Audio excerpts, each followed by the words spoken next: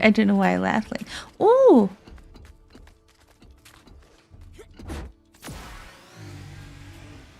The Cottage That Ran Away by Poised Arrow, Poky. Another testament to my greatness.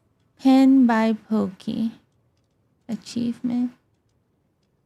There was once a sleepy abandoned cottage on the edge of Harvest Den, but this cottage was different from all the others. It had legs. They were long as a heron's and as strong as if they belonged to the fastest journeyman in the Derby. But legs weren't the only thing that made the cottage special.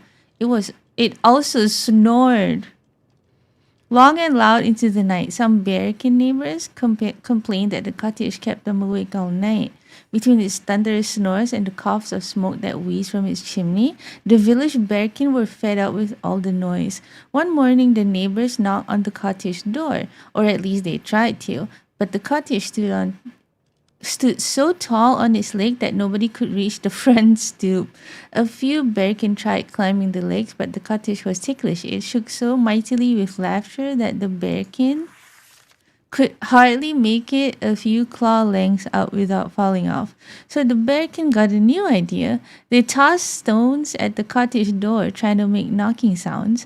This seems to get its attention until one stone missed and accidentally broke the cottage window. Ouch, the cottage shrieked, as broken glass streamed down its front like teardrops. The Bearkin called out their apologies, but it was too late. In a huff, the cottage stormed off, stomping as many of the Bearkin's flower beds and gardens as it could along the way. For many moons, none of the village Bearkin knew where the cottage went. Some rumors said it had been spotted in the bog, but no one worked up the courage to go check. Indeed, the cottage had found a secret spot near the bog's edge where no one could cause it any more trouble. Until one day, a strange woman appeared on the cottage front stoop. How she had scaled its legs to the height of the stoop, even the cottage was unsure. Poor thing, she said, her voice full of forced pity. Those awful Bearkin can be so cruel, she cooed, and through some strange show of odd gestures and harsh sounds, she mended the cottage window. Who's he writing about? The cottage was shocked and confused, but most of all happy. Through the broken window was an accident. The truth was that the cottage hadn't left this love since before its builder had left it so long ago.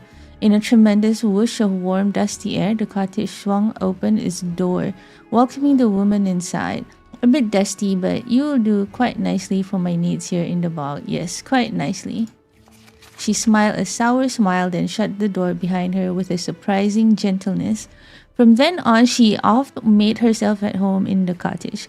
Every visit, the cottage invited her with the cozy fire and the warm light of the hearth. And here she roosted lazily by the window, scouring for unlucky Bearkin lost wandering the bog alone. At the end of the story, a note in much neater writing reads, spooky and creative. A fine story, Poky, imaginative as always. I wonder if that was his mom. Aww. That's cute. That's really good for a kid to write a story like that.